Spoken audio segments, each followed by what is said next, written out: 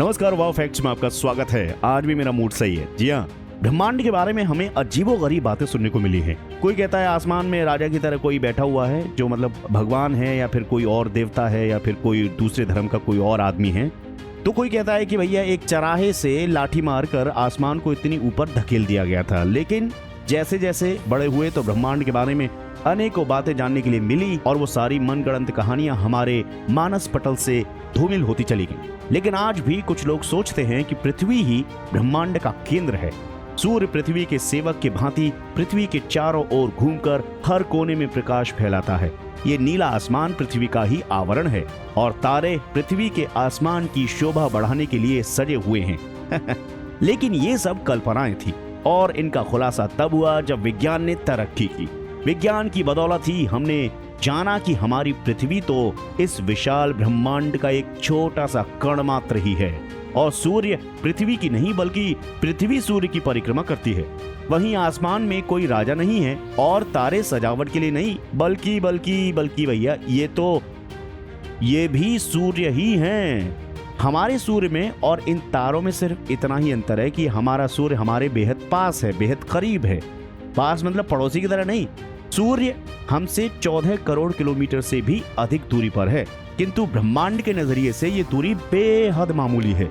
जैसे जैसे हमें ब्रह्मांड का ज्ञान होता जाता है, मन में सबसे बड़ा सवाल ये उठता है कि जिस तरह से हमारे सूर्य के पास 9 ग्रह हैं, वो क्या उसी तरह से इन सभी तारों के पास भी अपने ग्रह हो सकते हैं?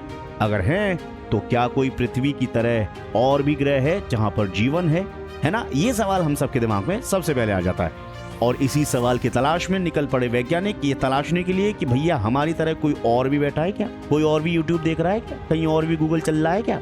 अमेरिकी अंतरिक्ष संस्था नासा का कहना है कि उनके वैज्ञानिकों ने पता लगाया है कि हमारे सौरमंडल के बाहर करीब 1200 ग्रह हैं। एक रिपोर्ट के अनुसार एक पूरा नया सौरमंडल मिलने के बाद वैज्ञानिक इस बात से चकित हैं कि हमारे ब्रह्मांड में अभी भी कितने राज छुपे हुए हैं। नासा की टीम ने इस सौरमंडल का नाम केपलर 11 रखा है, आईफोन 11 नहीं, क्योंकि इसे केपलर की दूरबीन से खोजा गया है। हमारे सौरमंडल से बाहर अभी तक 429 से अधिक ग्रहों का पता चल चुका है और ये संख्या लगातार बढ़ती जा रही है। इन ग्रहों में कुछ महापृथ्वियां हैं, मतलब पृथ्वियों की अम्मा, कुछ गैसीले पिंड हैं और कुछ जल ग्रह हैं। ऐसे अनोखे ग्रहों की भरमार के कारण हमारी आकाशगंगा सचमुच किसी अजायब घर से कम नहीं है। अजायब घर क्या होता है ये तो मुझे भी नहीं पता। अगर आपसे पूछा जाए कि साल में कितने दिन होते हैं तो ये तो सब जानते हैं कि पृथ्वी पर एक साल में कुल 365 दिन होते हैं और इस दौरान कुल 8760 घंटे होते हैं। लेकिन ये समय हर ग्रह पर अलग अलग होता है। आपको यकीन नहीं होगा भैया, हाल ही में केपलर टेलीस्कोप से खोजे गए ग्रह में केवल 7 घंटे में ही साल खत्म हो जाते हैं। अगर पृथ्वी के हिसाब से देखा जाए तो यहाँ पर केवल 7 घंटे में ही 1251 साल खत्म हो जाएंगे। इसका मतलब ये है कि अगर आप उस ग्रह पर एक साल रहकर आते हैं तो पृथ्वी पर सदियां खत्म हो चुकी होंगी। केपलर द्वारा खोजे गए इस ग्रह को अंतरिक्ष में खोजे गए सभी ग्रहों में अब तक का सबसे तेज ग्रह माना जाता है, क्योंकि ये ग्रह सूर्य की परिक्रमा केवल 6.7 यानी कि 6.7 घंटे में ही पूरी कर लेता है। खोजकर्ताओं ने इस ग्रह का नाम C123474b रखा है। अब आप सोच रहे होंगे कि आखिर ये केपलर क्या है। केपलर एक ग्रहों को खोजने वाला टेलीस्कोप है जिसने अब तक लगभग 2300 ग्रहों को खोज निकाला है। इस नए ग्रह को भी केपलर ने धरती के एकदम पास ही खोजा है। केपलर ने 2013 में K2 मिशन की शुरुआत की थी। इस ग्रह के बारे में बताया जा रहा है कि ये धरती से लगभग 5 गुना बड़ा है। इस ग्रह पर भारी पत्थर मौजूद हैं। ऐसा माना जा रहा है कि वहां लगभग 70% तक आयरन मौजूद होगा। रेडिएशन से ज्यादा खतरनाक पोल्यूशन फैला रहे ना, उससे मुझे लगता है। वैज्ञानिकों की माने तो स्टेलर रेडिएशन की वजह से इस ग्रह का वातावरण इंसानों के रहने लायक नहीं है। इस वजह से पृथ्वी के नजदीक होते हुए भी इस ग्रह पर मानवीय कॉलोनी बसाने की कोई संभावना नहीं है। लेकिन अभी इस ग्रह के बारे में ये बात नहीं पता चली है कि इस ग्रह पर एक दिन कितने घंटे का होता है। अभी तक की जानकारी के अनुसार अभी तक सिर्फ हम ये पता कर पाए हैं कि इस ग्रह पर 7 घंटे का एक साल होता है। अभी वैज्ञानिक इस ग्रह के बारे में और जानकारी जुटाने में लगे हुए हैं। सौर मंडल से बाहर सबसे पहले जो ग्रह खोजा गया वो था 51 पेगासी बी यानी कि 51 पेगासी बी। करीब 50 प्रकाश वर्ष दूर ये ग्रह सूरज जैसे तारे का चक्कर काट रहा है। इस ग्रह को गर्म बृहस्पति की श्रेणी में रखा गया है क्योंकि ये एक विशाल गैसीला पिंड है और ये अपने तारे के बहुत नजदीक है।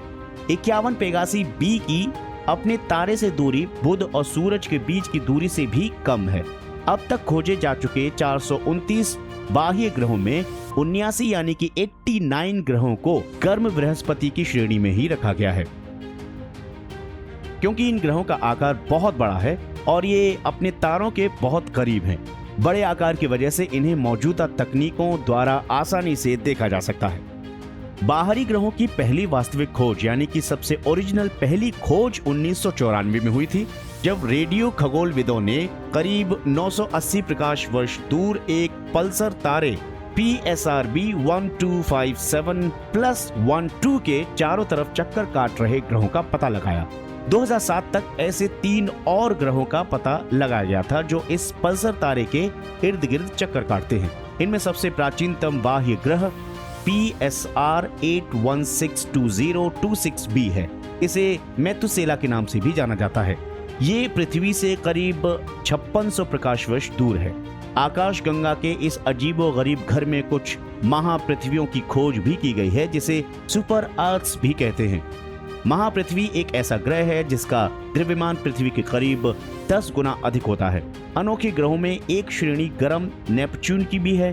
गर्म नेपच्यून का द्रव्यमान पृथ्वी से 10 से 20 गुना अधिक होता है और ये हमारे बुध और सूरज की दूरी के मुकाबले अपने तारे के ज्यादा नजदीक होते हैं। सबसे पहले खोजा गया गर्म नेपच्यून ग्लीस 416b था जो कि करीब 33.4 यानी कि 33.4 प्रकाश वर्ष दूर है यानी लाइट ईयर्स। उसकी सतह पर गर्म बर्फ हो सकती है यानी गर्मी के बावजूद पानी ठोस रूप में बना हुआ है। अब तक 25 गर्म नेपच्यून खोजे जा चुके हैं। ऐसा माना जाता है कि कोई भी ग्रह अपने तारे का चक्कर काटता है, लेकिन खगोल वैज्ञानिकों को ऐसे गैसीले पिंडों का भी पता चला है जो स्वतंत्र रूप से विचरण कर रहे हैं। या तो ये पिंड अपने अपने सूर्यों के चंगुल से बाहर निकल चुके हैं या उनके पास शुरू से ही कोई सूर्य नहीं था। करीब 6-7 पिंड ऐसे हैं जिन्हें स्वतंत्र रूप से विचरण करते हुए घूमते फिरते हुए देखा गया है। केपलर मिशन हमारी आकाश गंगा में छुपे अनोखे ग्रहों की तलाश कर रहा है। खगोल वैज्ञानिक कुछ महापृथ्वियों की वायुमंडलों की संरचना का पता लगाने में कामयाब हो सकते हैं।